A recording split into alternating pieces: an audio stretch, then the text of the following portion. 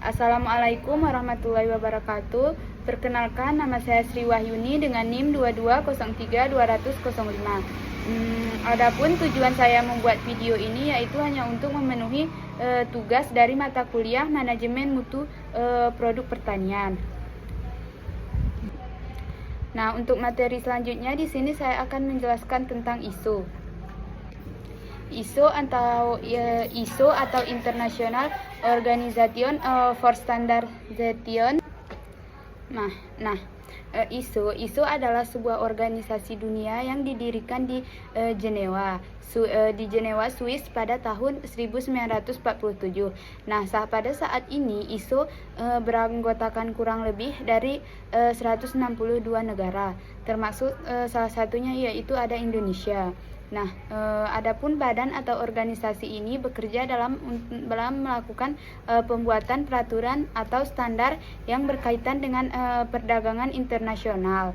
Nah, jadi lembaga inilah yang akan bertugas untuk menyeragamkan peraturan dalam industri perdagangan yang disesuaikan dengan seluruh jenis industri yang ada di dunia. Nah, namun untuk mematuhi standar ISO bukanlah kewajiban bagi semua perusahaan. Hanya saja fakta di lapangan banyak perusahaan, semua perusahaan. Hanya saja fakta di lapangan banyak perusahaan yang dianggap atau memenuhi kualitas dan dapat bersaing di pasar global jika memiliki sertifikat ISO. Nah, selanjutnya itu ada isu utama yang diangkat dalam pengantaran ini adalah pentingnya standarisasi dalam perdagangan internasional dan peran ISO dalam menyediakan standar tersebut. Nah, meskipun kepatuhan terhadap standar ISO bersikap sukarela, banyak juga perusahaan yang memilih untuk mendapatkan sertifikasi ISO karena hal ini dapat meningkatkan kreativitas. Nah, untuk slide selanjutnya yaitu pada slide ini itu terdapat bagian dari presentasi atau dokumentasi yang membahas tentang tujuan ISO. Nah, dokumen ini atau slide ini juga menjelaskan tentang beberapa tujuan utama dari penerapan standar ISO bagi perusahaan.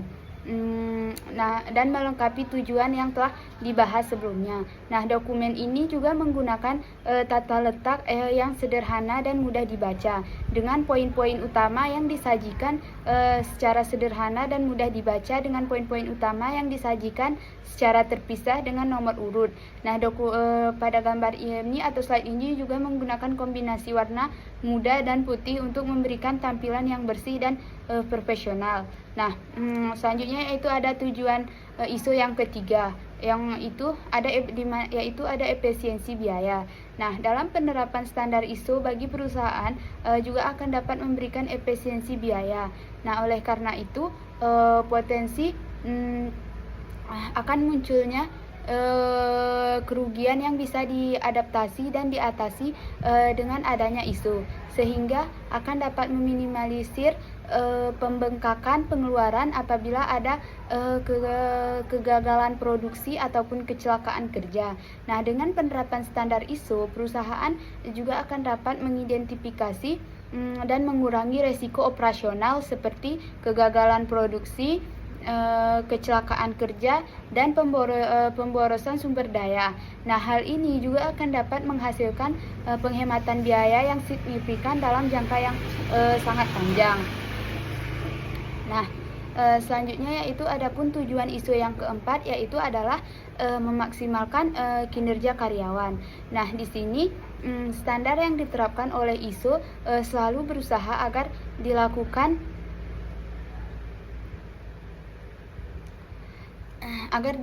oleh seluruh lapisan organisasi perusahaan. Nah, termasuk oleh para karyawan sendiri. Nah, hal ini juga akan dapat menjadi tolak ukur dan penilaian akan kinerja para karyawan, sehingga para karyawan juga akan senantiasa berusaha supaya dapat memenuhi standar yang berlaku. Nah, dengan adanya standar ISO, karyawan juga akan memiliki beberapa panduan yang jelas tentang bagaimana cara melakukan pekerjaan, sehingga para karyawan akan senantiasa berusaha supaya dapat memenuhi standar yang berlaku. Nah, dengan adanya standar ISO ini, karyawan juga akan memiliki panduan yang jelas tentang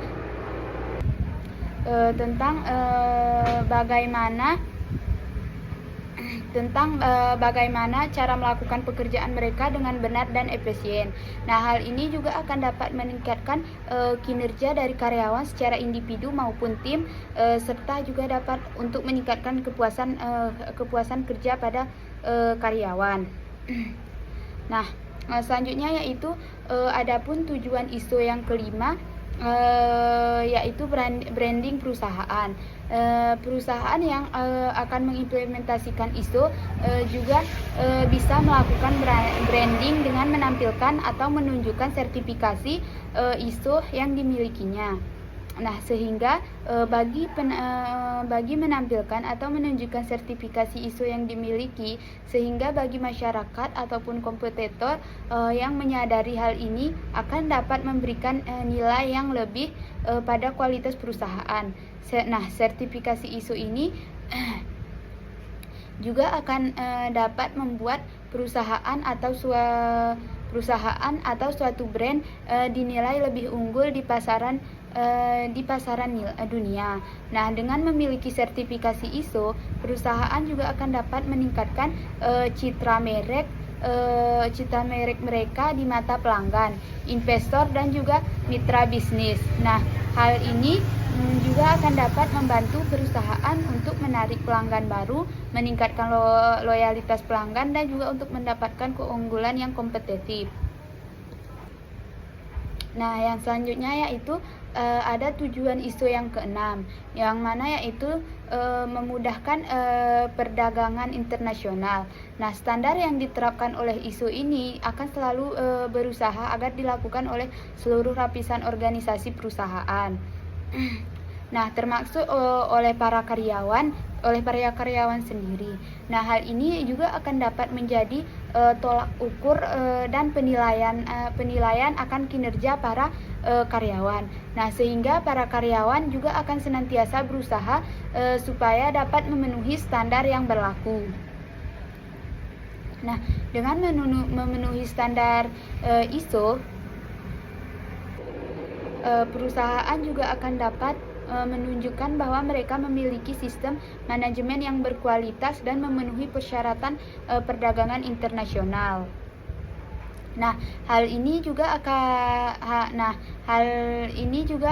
dapat menunjukkan bahwa mereka memiliki sistem manajemen yang berkualitas dan memenuhi persyaratan dalam perdagangan internasional dan menjalin kerjasama dengan perusahaan-perusahaan asing. Nah, dengan membahas keenam tujuan tersebut atau yang saya jelaskan tadi, dokumen ini, slide ini juga bisa memberikan kita panduan yang komprehensif tentang manfaat sertifikasi ISO bagi perusahaan atau untuk kita mengikutinya. Nah, untuk materi selanjutnya atau slide selanjutnya, di sini saya akan memberikan informasi tentang ISO 901. Di mana pada slide ini saya akan menjelaskan bahwa ISO 9001 adalah standar internasional untuk sistem manajemen mutu atau Quality Management System atau QMS yang diterbitkan oleh International Organization for Standardization ISO dan bertujuan untuk memastikan bahwa organisasi mampu secara konsisten untuk menyediakan produk atau layanan yang memenuhi kebutuhan pelanggan. Peraturan yang berlaku. Nah, adapun tujuan utama dari ISO ini salah satunya yaitu menjamin kualitas produk dan layanan secara konsisten, memastikan bahwa produk dan layanan yang dihasilkan oleh organisasi memenuhi standar kualitas yang diterapkan secara konsisten dari waktu ke waktu. Nah, dan yang kedua yaitu ada untuk meningkatkan kepuasan pelanggan dan untuk memastikan bahwa organisasi memahami dan memenuhi kebutuhan pelanggan sehingga akan dapat meningkatkan kepuasan pada pelanggan. Nah, yang ketiga yaitu ada untuk meningkatkan efisiensi produktivitas organisasi dan juga untuk memperbaiki proses bisnis dan operasional organisasi sehingga dapat meningkatkan efisiensi dan produktivitas. Nah, dan selanjutnya juga yaitu ada untuk mendorong perbaikan berkelanjutan atau continue improvement untuk mendorong organisasi untuk terus-menerus mencari cara untuk meningkatkan kualitas dan efisiensi tersebut. Nah, yang selanjutnya yaitu ada untuk memberikan kepercayaan pasar terhadap produk atau jasa pada perusahaan dan juga untuk meningkatkan kredibilitas dan reputasi organisasi di mata pasar. Sehingga dapat meningkatkan kepercayaan pada pelanggan dan juga mitra bisnis. Nah, dengan mencapai tujuan-tujuan ini, organisasi juga akan dapat meningkatkan kinerja bisnis mereka dan juga untuk meningkatkan kepuasan pelanggan dan juga untuk mencapai keunggulan yang kompetitif. Nah, untuk materi selanjutnya di sini saya akan menjelaskan struktur atau standar ISO 1901 dan 2015. Nah, ini adalah daftar klausul utama yang membentuk kerangka kerja standar ISO 901 sampai dengan 2015 untuk dan juga yang merupakan standar internasional untuk sistem manajemen mutu QMS. Klausul ini juga akan memberikan panduan bagi organisasi dalam membangun, menerapkan, memelihara dan juga untuk terus meningkatkan sistem manajemen mutu mereka. Nah, selanjutnya di sini saya juga akan menjelaskan tentang klausul yang ada pada slide yang saya jelaskan ini. Yang pertama yaitu ada ruang lingkup, di mana ruang lingkup ini menjelaskan cukupan dan penerapan standar. Dan selanjutnya yaitu ada referensi normatif, yang mana di sini. Dan yang selanjutnya yaitu ada referensi normatif, yaitu untuk menyebutkan. Nah, selanjutnya yaitu ada istilah dan definisi, di mana di sini juga akan memberikan penjelasan tentang istilah-istilah yang digunakan dalam standar. Dan yang keempat yaitu ada konteks organisasi, yaitu meminta organisasi untuk memahami lingkungan internal dan eksternal mereka. Nah, dan yang selanjutnya yaitu ada kepemimpinan, di mana kepemimpinan ini akan menekankan peran pemimpin dalam membangun budaya mutu. Nah, yang keenam yaitu ada perencanaan atau planning, di mana perencanaan atau planning ini yaitu seperti meminta organisasi untuk merencanakan tindakan untuk mengatasi risiko dan juga peluang. Nah, yang selanjutnya yaitu ada dukungan atau support, di mana di sini akan mencakup sumber daya, kompetensi, kesadaran, komunikasi dan informasi serta juga terdokumentasi.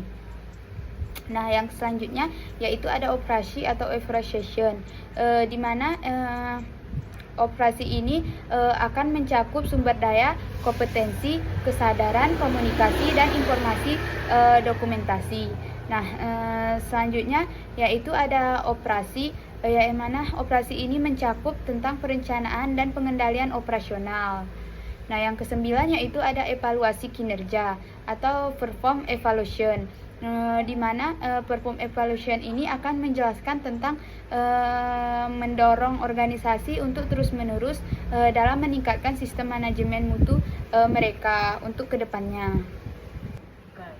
Nah, yang selanjutnya yaitu ada peningkatan atau improvement, di mana di sini peningkatan improvement ini adalah mendorong organisasi untuk terus-menerus dalam meningkatkan sistem manajemen mutu mereka.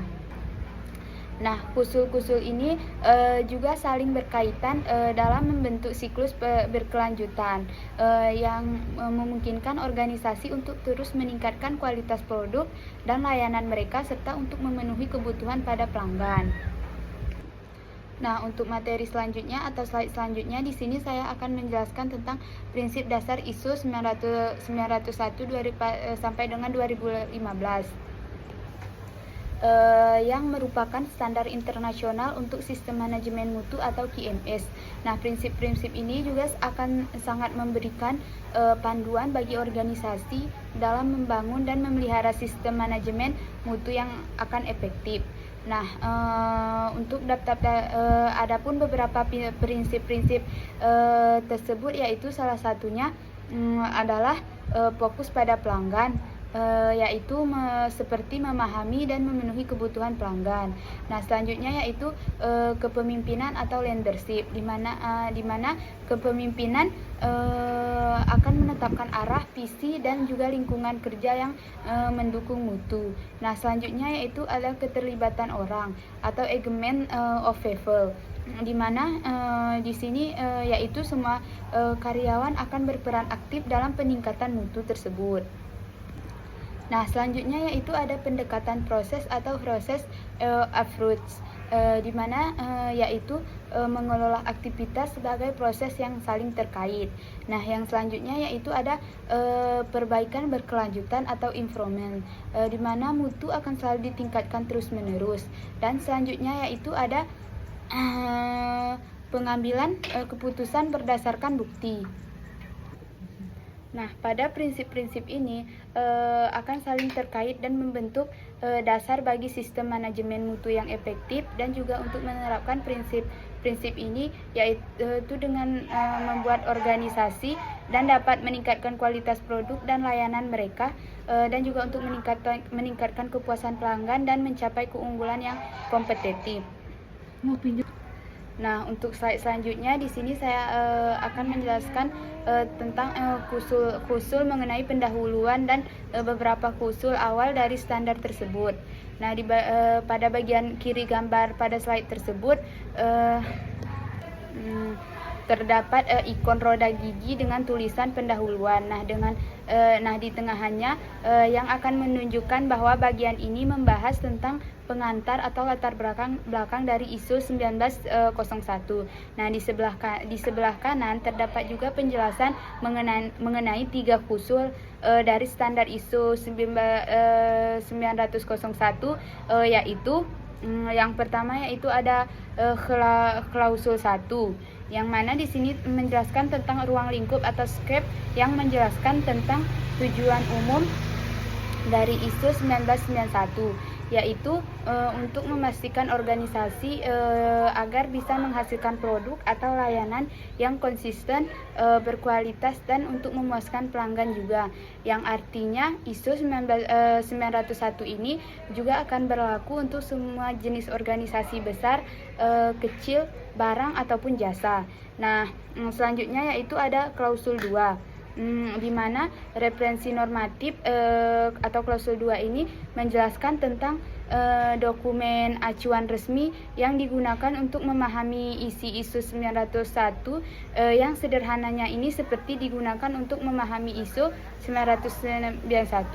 Sederhananya ini yaitu ini seperti pada daftar buku pegangan yang harus diacu agar penerapannya tidak salah, dan biasanya hanya mengacu pada ISO 901 yang berisi istilah pada prinsip mutu.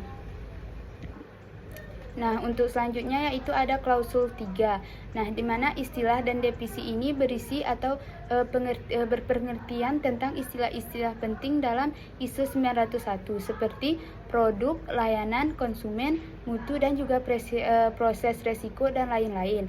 Nah, adapun tujuannya yaitu agar semua orang dalam organisasi tersebut dapat memahami makna istilah dengan sama, dan juga tidak menafsirkan masing-masing.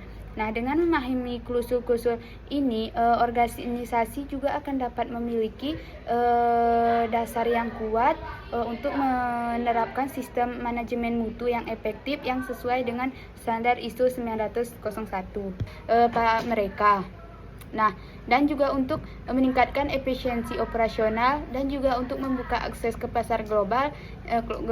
Nah, di Indonesia sertifikasi ISO juga semakin penting karena perusahaan-perusahaan di Indonesia berusaha untuk bersaing di pasar global yang semakin kompetitif. Nah, namun ada juga isu yang terkait pada biaya dan komplikasi yang semakin kompetitif. Nah, namun ada juga isu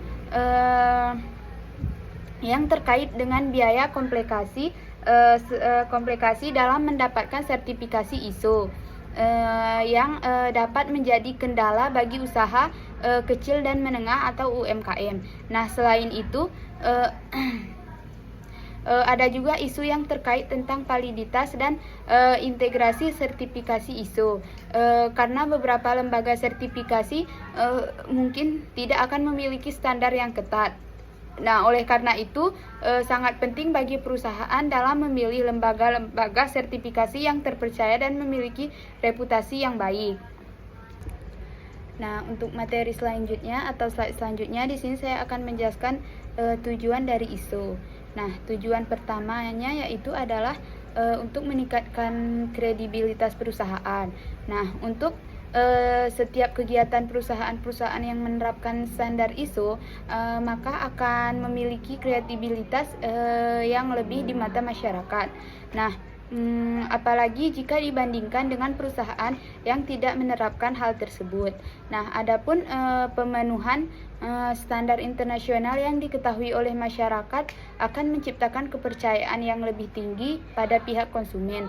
Nah, sebab standar yang disusun oleh ISO akan selalu berporos dan berorientasi pada konsumen. Nah, hal ini juga akan membuat perusahaan berkomitmen untuk selalu melakukan perbaikan dan juga untuk memuaskan konsumen. Nah, sehingga di sini peran konsumen. Ntar aku ke dalam ya, ngedit biar enggak. Nah, sehingga peran konsumen sebagai aset perusahaan tidak hanya akan soal tentang uang saja, namun juga tugas pada perusahaan yang akan menjaga kepercayaannya. Nah, adapun tujuan dari ISO yang kedua yaitu ada jaminan kualitas standar internasional.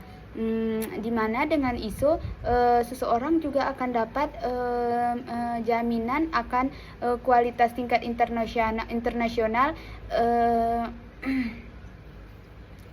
yang bisa membuat perusahaan tersebut menjadi lebih unggul. Nah, oleh karena itu pada proses sertifikasi ISO perusahaan juga harus melalui tahapan uji coba atau audit yang disebut dengan siklus PDCA. Nah, siklus PDCA ini juga akan membuat setiap lini usaha di perusahaan juga harus wajib dalam melakukan identifikasi.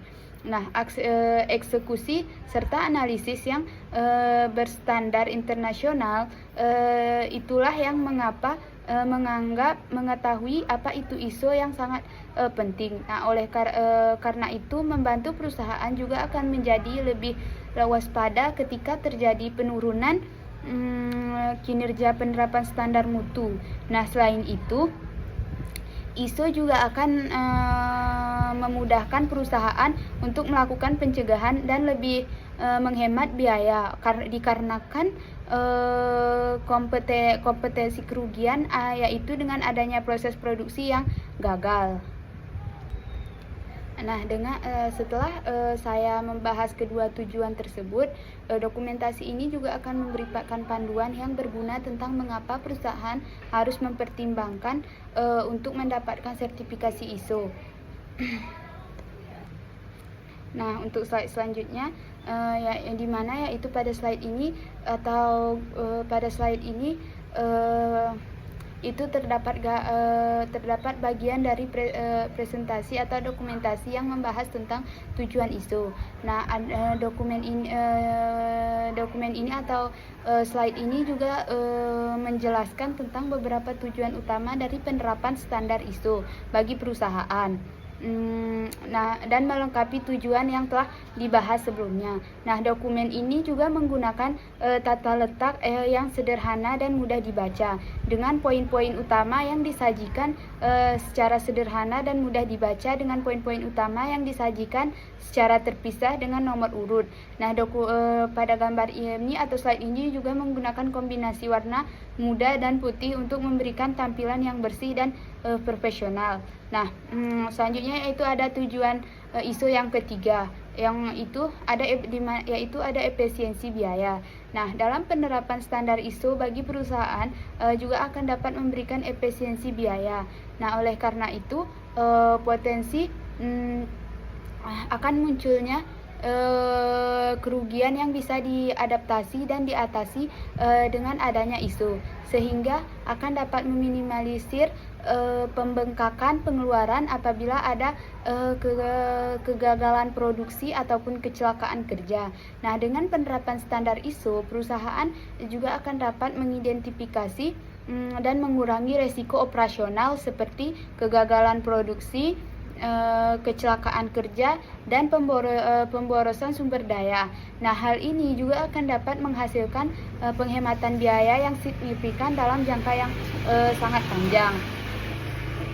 Nah, selanjutnya yaitu adapun tujuan ISO yang keempat, yaitu adalah memaksimalkan kinerja karyawan.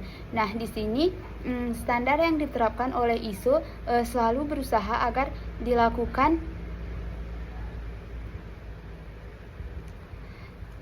dilakukan oleh seluruh lapisan organisasi perusahaan. Nah, termasuk oleh para karyawan sendiri. Nah, hal ini juga akan dapat menjadi tolak ukur dan penilaian akan kinerja para karyawan, sehingga para karyawan juga akan senantiasa berusaha supaya dapat memenuhi standar yang berlaku.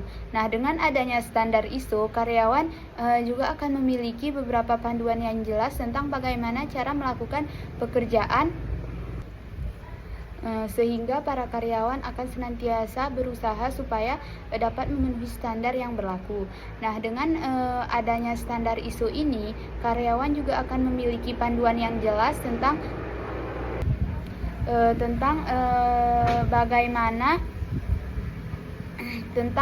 bagaimana cara melakukan pekerjaan mereka dengan benar dan efisien.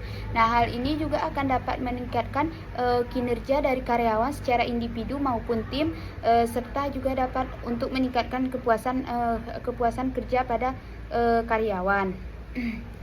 Nah, selanjutnya yaitu adapun tujuan ISO yang kelima, yaitu branding perusahaan.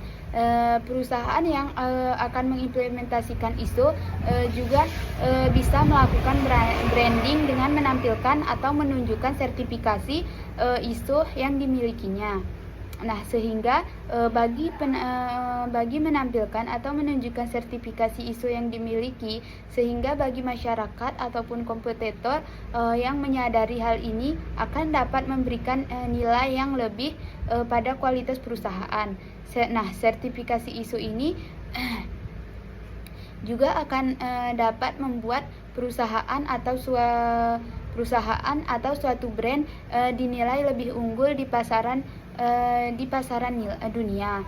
Nah, dengan memiliki sertifikasi ISO, perusahaan juga akan dapat meningkatkan citra merek mereka di mata pelanggan, investor, dan juga mitra bisnis. Nah, hal ini juga akan dapat membantu perusahaan untuk menarik pelanggan baru, meningkatkan loyalitas pelanggan, dan juga untuk mendapatkan keunggulan yang kompetitif. Nah, yang selanjutnya yaitu ada tujuan ISO yang keenam, yang mana yaitu memudahkan perdagangan internasional.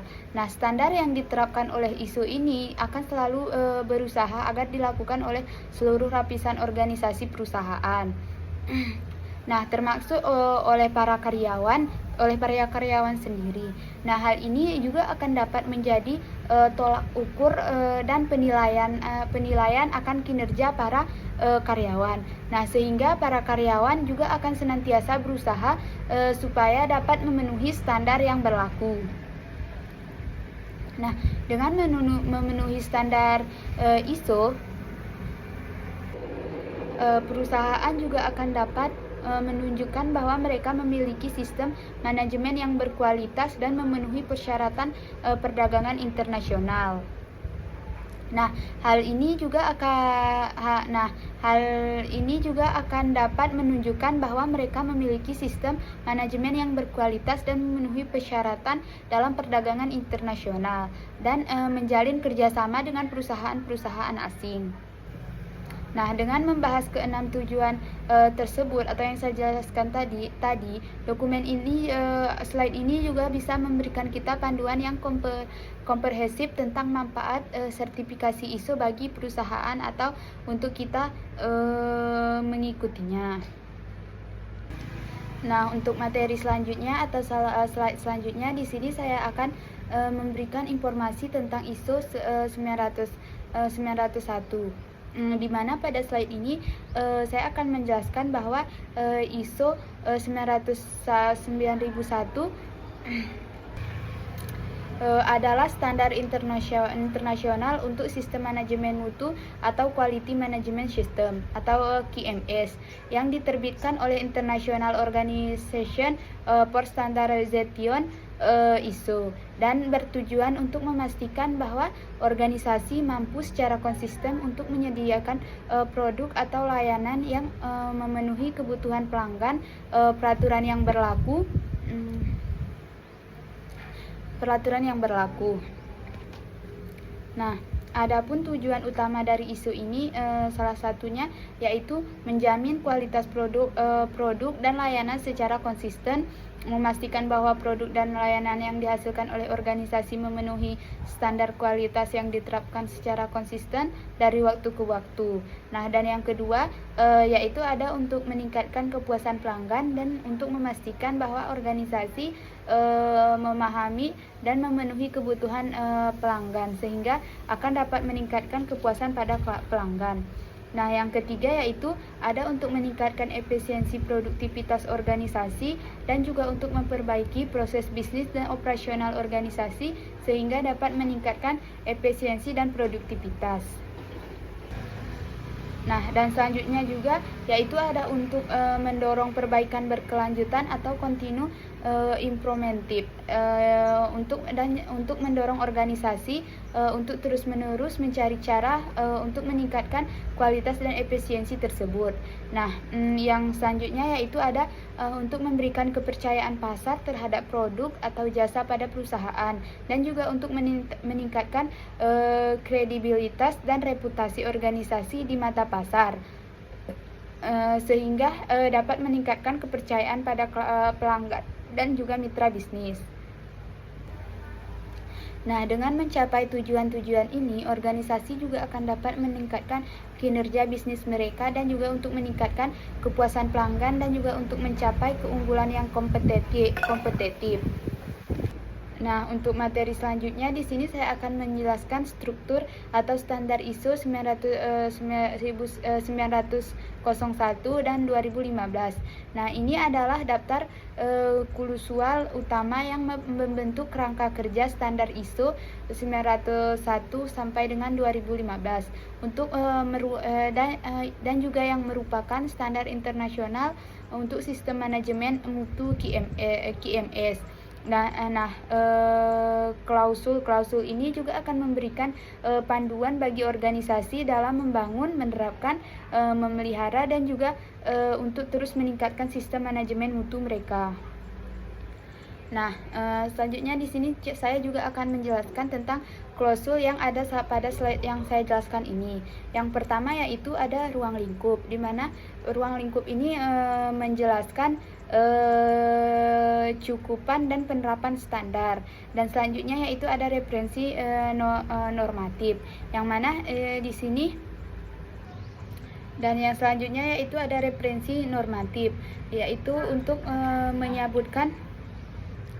Nah, selanjutnya yaitu ada istilah dan definisi, di mana di sini juga akan memberikan penjelasan tentang istilah-istilah yang digunakan dalam standar. Dan yang keempat yaitu ada konteks organisasi, yaitu meminta organisasi untuk memahami lingkungan internal dan eksternal mereka.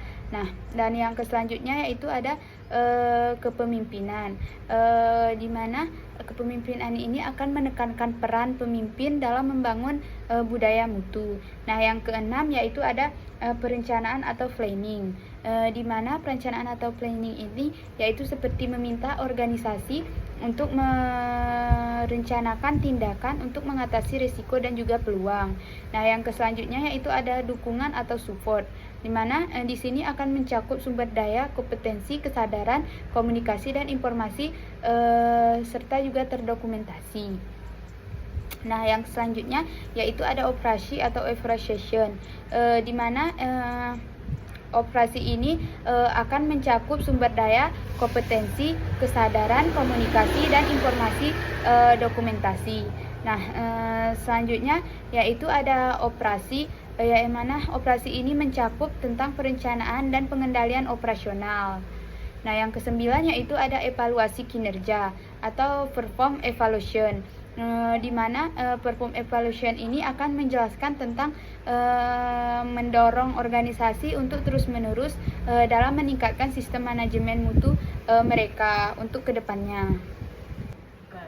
Nah, yang selanjutnya yaitu ada peningkatan atau improvement, di mana di sini peningkatan improvement ini adalah mendorong organisasi untuk terus-menerus dalam meningkatkan sistem manajemen mutu mereka. Nah, kusul-kusul ini juga saling berkaitan dalam membentuk siklus berkelanjutan yang memungkinkan organisasi untuk terus meningkatkan kualitas produk dan layanan mereka serta untuk memenuhi kebutuhan pada pelanggan. Nah, untuk materi selanjutnya atau slide selanjutnya di sini saya akan menjelaskan tentang prinsip dasar ISO 901 sampai dengan 2015. Yang merupakan standar internasional untuk sistem manajemen mutu atau QMS. Nah, prinsip-prinsip ini juga akan sangat memberikan panduan bagi organisasi dalam membangun dan memelihara sistem manajemen mutu yang akan efektif. Nah, untuk adapun beberapa prinsip-prinsip tersebut yaitu salah satunya adalah fokus pada pelanggan, yaitu seperti memahami dan memenuhi kebutuhan pelanggan. Nah, selanjutnya yaitu kepemimpinan atau leadership, di mana kepemimpinan akan menetapkan arah, visi dan juga lingkungan kerja yang mendukung mutu. Nah, selanjutnya yaitu ada keterlibatan orang atau engagement of people, di mana di sini yaitu semua karyawan akan berperan aktif dalam peningkatan mutu tersebut. Nah, selanjutnya yaitu ada pendekatan proses atau proses approach, di mana yaitu mengelola aktivitas sebagai proses yang saling terkait. Nah, yang selanjutnya yaitu ada perbaikan berkelanjutan atau improvement, di mana mutu akan selalu ditingkatkan terus-menerus. Dan selanjutnya yaitu ada pengambilan keputusan berdasarkan bukti. Nah, pada prinsip-prinsip ini akan saling terkait dan membentuk dasar bagi sistem manajemen mutu yang efektif, dan juga untuk menerapkan prinsip ini yaitu dengan membuat organisasi dan dapat meningkatkan kualitas produk dan layanan mereka, dan juga untuk meningkatkan kepuasan pelanggan dan mencapai keunggulan yang kompetitif. Nah, untuk slide selanjutnya di sini saya akan menjelaskan tentang kusul mengenai pendahuluan dan beberapa kusul awal dari standar tersebut. Nah, pada bagian kiri gambar pada slide tersebut terdapat ikon roda gigi dengan tulisan pendahuluan. Nah, di tengahnya yang akan menunjukkan bahwa bagian ini membahas tentang pengantar atau latar belakang dari ISO 1901. Nah, di sebelah kanan terdapat juga penjelasan mengenai 3 kusul dari standar ISO 901, yaitu yang pertama yaitu ada klausul 1, yang mana di sini menjelaskan tentang ruang lingkup atau scope, yang menjelaskan tentang tujuan umum dari ISO 1991. yaitu untuk memastikan organisasi agar bisa menghasilkan produk atau layanan yang konsisten, berkualitas, dan untuk memuaskan pelanggan juga. Yang artinya ISO 901 ini juga akan berlaku untuk semua jenis organisasi besar, kecil, barang ataupun jasa. Nah, selanjutnya yaitu ada klausul 2. Di mana referensi normatif atau klausul 2 ini menjelaskan tentang dokumen acuan resmi yang digunakan untuk memahami isi ISO 901 yang sederhananya ini seperti digunakan untuk memahami ISO 991. Sederhananya ini yaitu ini seperti pada daftar buku pegangan yang harus diacu agar penerapannya tidak salah, dan biasanya hanya mengacu pada ISO 901 yang berisi istilah pada prinsip mutu. Nah, untuk selanjutnya yaitu ada klausul 3. Nah, di mana istilah dan definisi ini berisi atau berpengertian tentang istilah-istilah penting dalam ISO 901 seperti produk, layanan, konsumen, mutu, dan juga proses resiko dan lain-lain. Nah, adapun tujuannya yaitu agar semua orang dalam organisasi tersebut dapat memahami makna dan istilah dengan sama dan juga tidak menafsirkan masing-masing. Nah, dengan memahami klausul-klausul ini, organisasi juga akan dapat memiliki dasar yang kuat untuk menerapkan sistem manajemen mutu yang efektif yang sesuai dengan standar ISO 901. Nah, untuk materi selanjutnya di sini saya akan menjelaskan tentang 4 konteks klausul dalam organisasi atau konteks of the organisasi yang harus kita pahami. Salah satunya yaitu ada visi, misi, dan tujuan. Nah, di mana lingkungan internasional atau eksternal. Dan selanjutnya yaitu ada kebutuhan pelanggan dan pihak terkait. Dan selanjutnya yaitu menentukan ruang lingkup sistem manajemen mutu.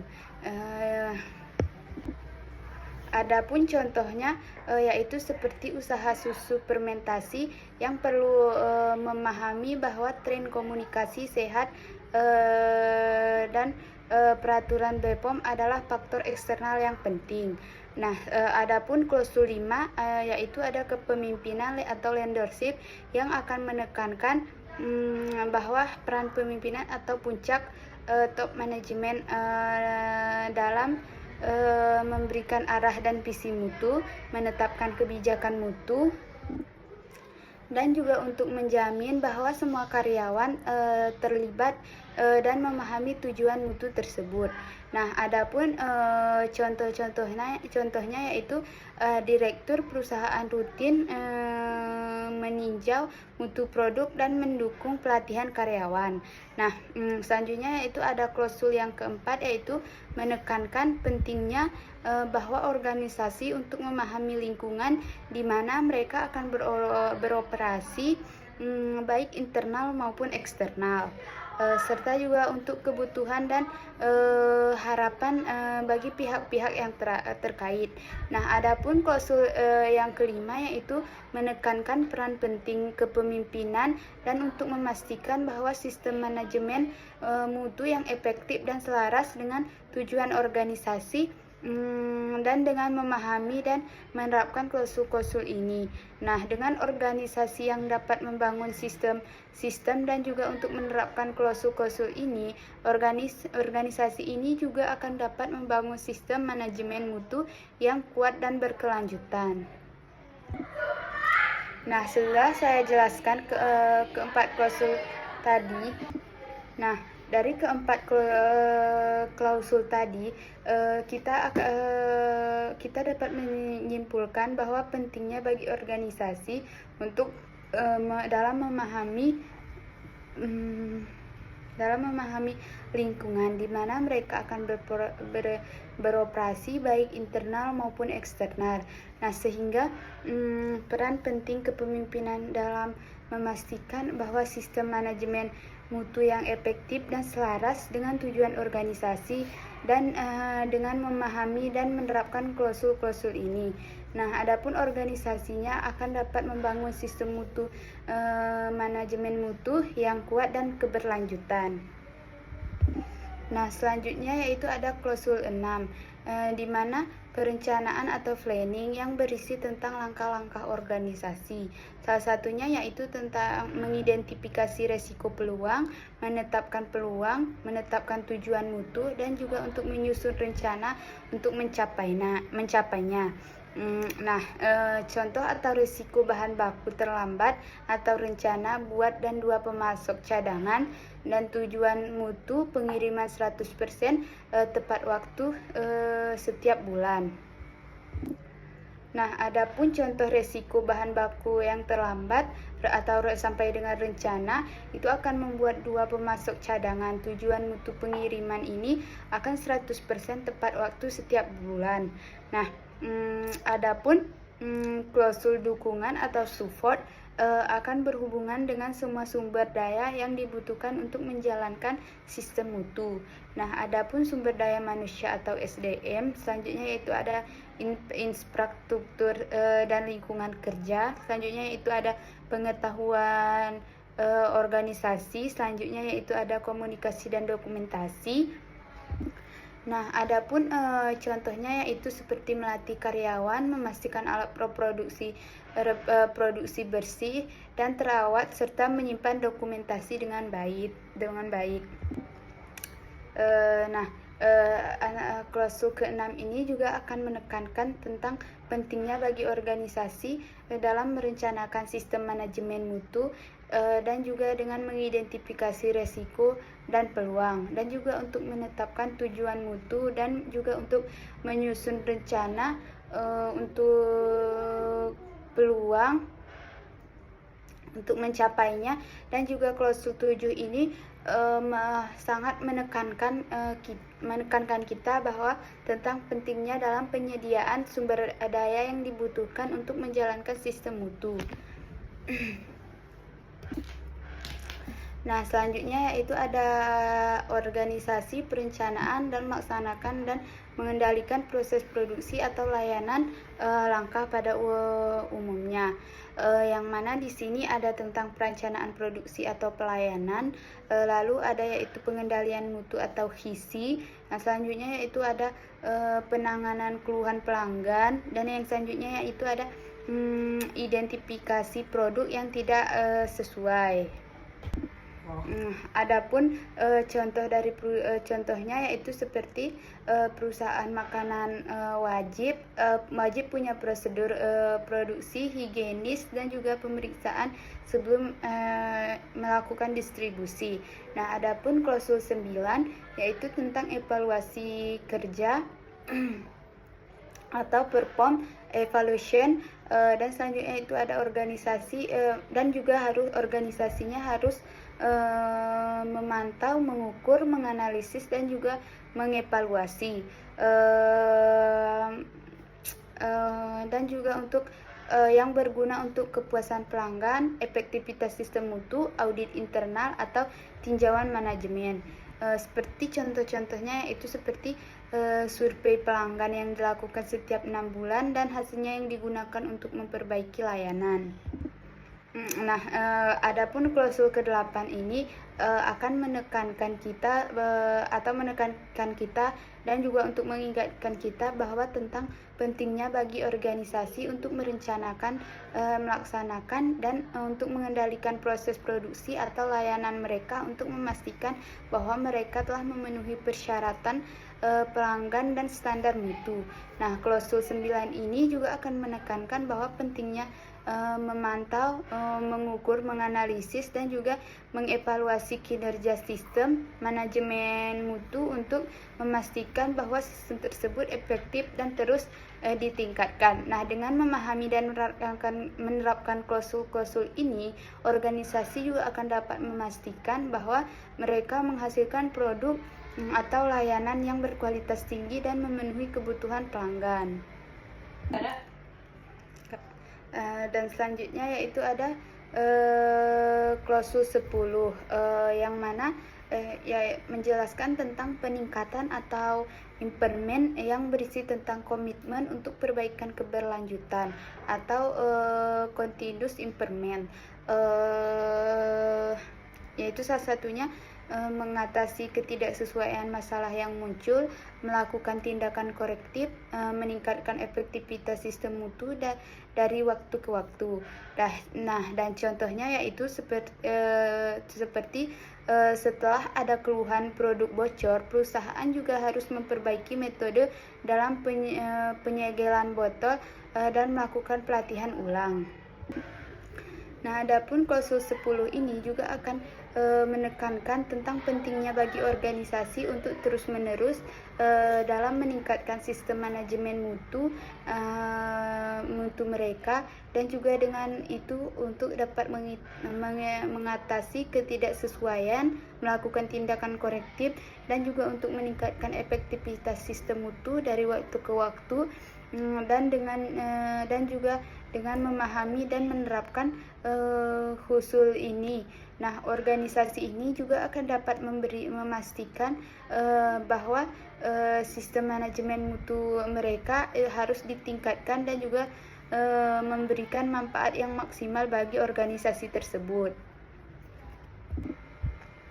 Nah, untuk materi selanjutnya di sini saya akan menjelaskan tentang presentasi yang membahas tentang langkah menerapkan ISO 90001 di organisasi atau bisnis.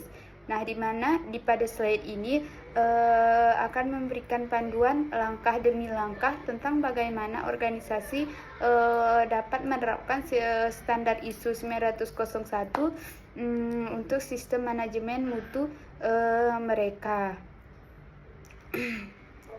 Nah, adapun langkah-langkah yang tercantum dari slide tersebut yaitu adalah yang pertama yaitu ada komitmen manajemen puncak atau dukungan kepemimpinan yang sangat penting, dan selanjutnya yaitu analisis kesenjangan atau GAP analisis. Di mana di sini akan bandingkan kondisi saat ini dengan persyaratan ISO 901. Nah, penyusunan dokumen sistem manajemen mutu ini, manual mutu, prosedur atau instruksi kerja, pelatihan karyawan dan juga implementasi sistem. Dan selanjutnya yaitu ada audit internal. Dan selanjutnya yaitu ada tujuan manajemen atau manajemen review. Nah, dan yang terakhir yaitu ada audit eksternal oleh lembaga sertifikasi MIS atau SGS, TUV, Skaufindo, dan juga lain-lain. Nah, dengan mengikuti langkah-langkah ini, organisasi juga akan dapat membangun, menerapkan, dan memelihara sistem manajemen mutu yang efektivitas sesuai dengan standar IOC 901. Nah, untuk slide selanjutnya di sini saya akan menjelaskan tentang manfaat dalam penerapan ISO 901. Nah, gambar ini pada slide ini terdapat gambar yang merinci pada manfaat yang dapat diperoleh dari penerapan standar ISO 901 baik bagi perusahaan maupun bagi pelanggan. Nah, adapun bagi perusahaan yaitu seperti proses kerja lebih efisiensi atau standar, dan selanjutnya itu meningkatkan citra dan kepercayaan pasar, mengurangi kesalahan dan pemborosan, dapat menjadi syarat teror atau ekspor. Nah, adapun bagi pelanggan yaitu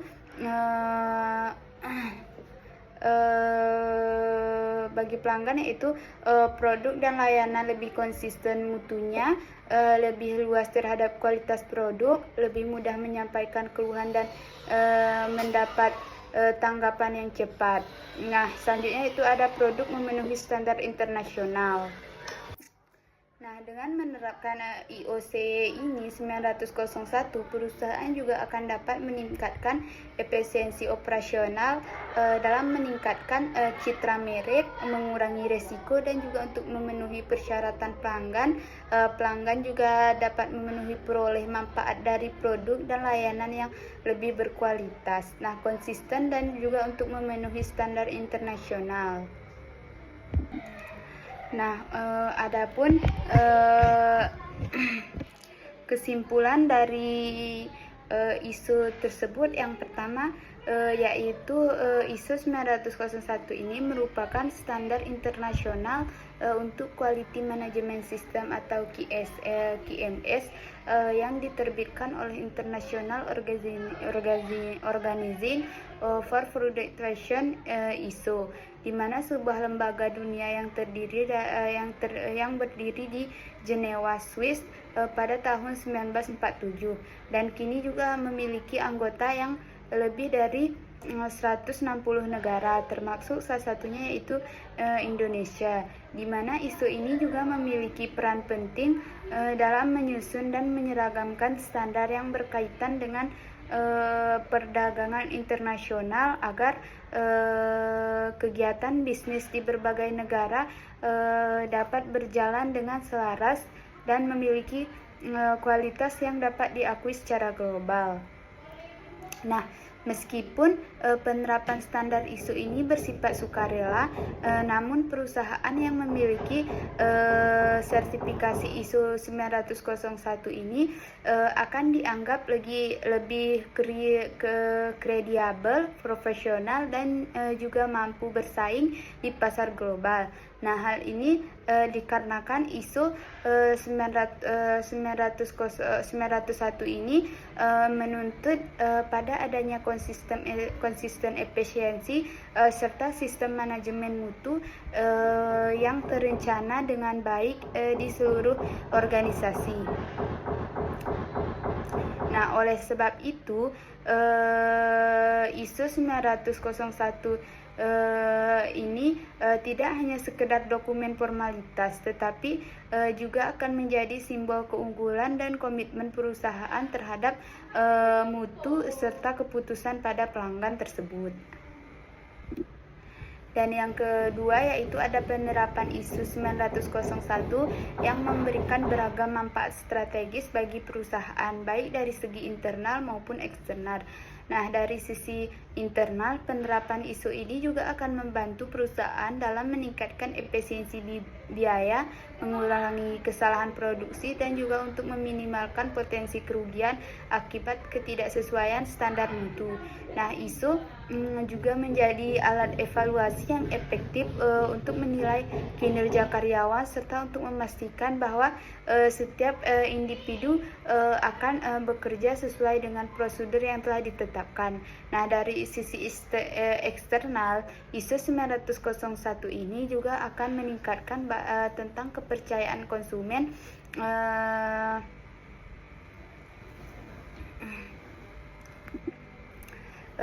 terhadap perusahaan karena seluruh proses produksi dan pelayanan akan dijalankan berdasarkan standar internasional yang diakui dunia.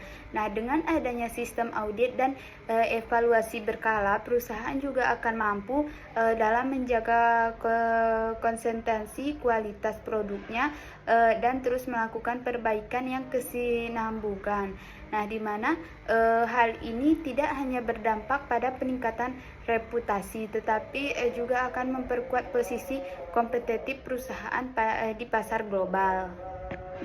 Nah, adapun yang ketiga dalam penerapan ISO 901 ini dapat didasarkan pada 7 prinsip utama manajemen mutu,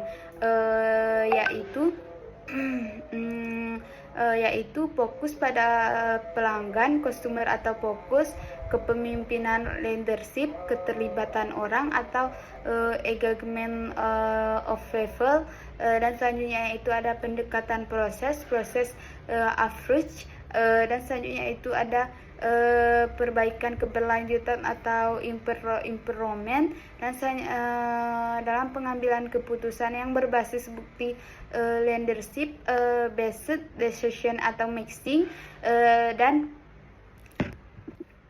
Nah, dan manajemen hubungan leadership atau manajemen ketujuh prinsip ini akan menjadi pondasi utama agar organisasi dapat membangun sistem yang solid dan efektif melalui prinsip yang fokus pada pelanggan. Nah, perusahaan ini bisa diarahkan untuk memahami dan memenuhi kebutuhan pelanggan dengan tepat. Nah, sedangkan kepemimpinan yang kuat akan memastikan arah visi dan misi juga mutu organisasi agar tetap konsisten.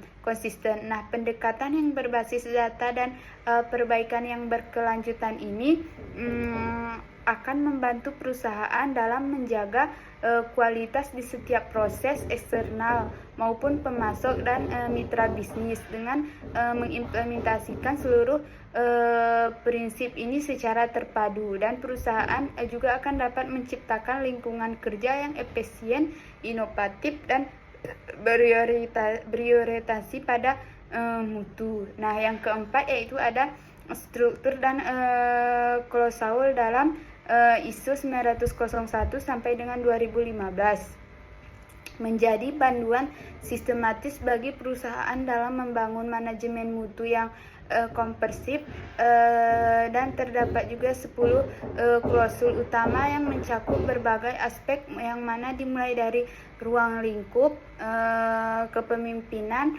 perencanaan, dukungan, hingga evaluasi dan peningkatan, di mana setiap klausul ini memiliki peran. Misalnya klausul tentang konteks organisasi yang mana di sini akan